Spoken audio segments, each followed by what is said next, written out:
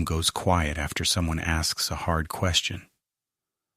5 people rush to fill the silence with half-formed thoughts, restating what's already been said, hedging every sentence with, "I don't know, maybe, but..." One person says nothing, then after the noise settles, she speaks. One sentence, clear, short, done. Every head in the room turns toward her, not the 5 who spoke first. Nobody planned that reaction. It just happened, the way it almost always does. Most people assume respect comes from saying the right thing. Psychology points somewhere else entirely. Often respect comes from how much space you leave around what you say.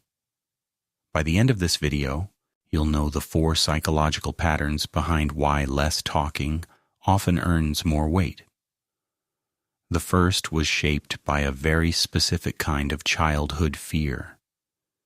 The second is a documented finding about exactly how listeners judge speech.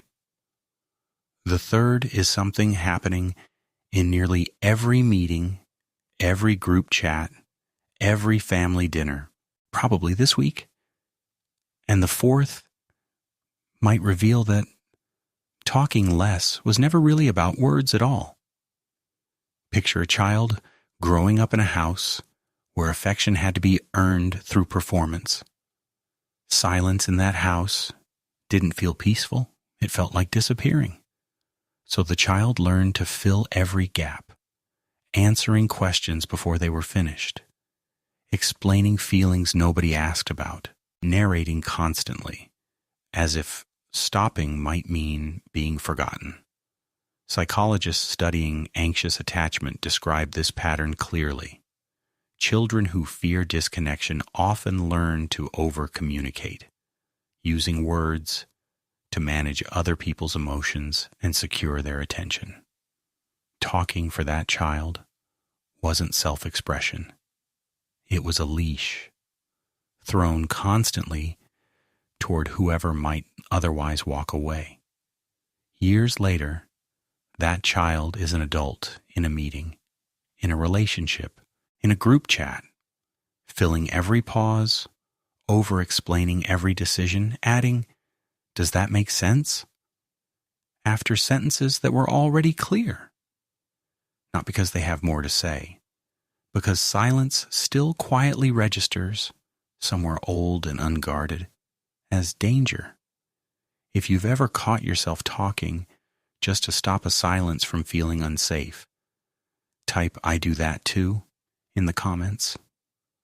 Linguists and psychologists have long studied something called powerless speech style, filled with qualifiers, hedges, tag questions, extra words that soften, justify, or apologize for what's being said.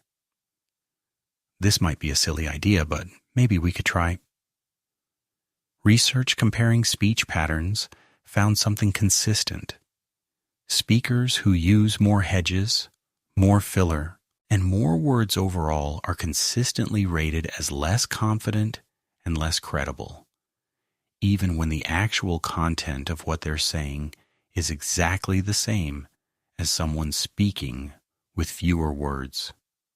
There's a term for this effect on judgment: dilution, extra information. Even well-meaning information waters down the strength of the core message. One clear sentence lands like a decision.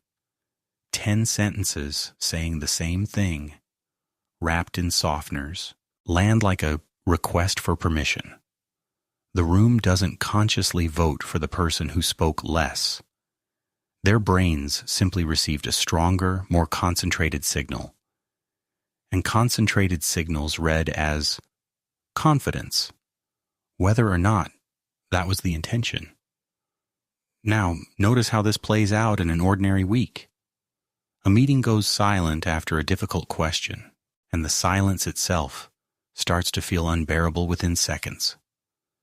Someone always rushes to fill it, often the most anxious person in the room, not the most informed one. In a group chat, one person sends 4 messages restating the same idea. Another sends one line, and somehow that one line gets the reaction, the reply, the "yes, exactly this." At a family dinner, the person who explains their choices for 5 minutes gets gently questioned. The person who says, "I've decided and I'm at peace with it," rarely gets asked twice. None of this is really about the words themselves. It's about what unfilled silence quietly communicates. I don't need your reaction to feel finished. Most people never notice they're broadcasting the opposite, one over-explained sentence at a time. Here's the part almost nobody says directly. Talking less was never really a communication strategy. It's a symptom of something calmer happening underneath. Psychologists sometimes describe this through the lens of self-containment, a person's ability to hold their own thoughts and worth steady without needing outside reaction to confirm them. Someone who talks constantly to fill silence is often underneath it, asking a quiet question with every sentence. Are you still here? Do you still approve?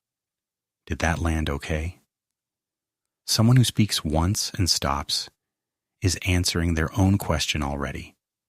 They already know what they meant. They don't need the room to confirm it back to them. That child who once filled every silence to avoid disappearing grew into an adult who can, with practice, finally sit inside a quiet room without flinching. Not because the room is safer now, because they no longer need the room's noise to know they're still there. That doesn't mean the quiet, careful communicator is somehow better as a person. It simply means something different is happening internally, and people can feel that difference even when they can't name it. The next time you feel the urge to fill a silence that isn't actually asking to be filled, pause. Let your one sentence stand there, unaccompanied, exactly as heavy as it actually is. Not because less talking makes you powerful, because it quietly proves you never needed the extra words in the first place. If this explained a habit you've never quite understood in yourself. Comment, less words, more weight, below. And if you want to understand what other quiet habits are shaping how people see you, the next video on your screen goes even deeper.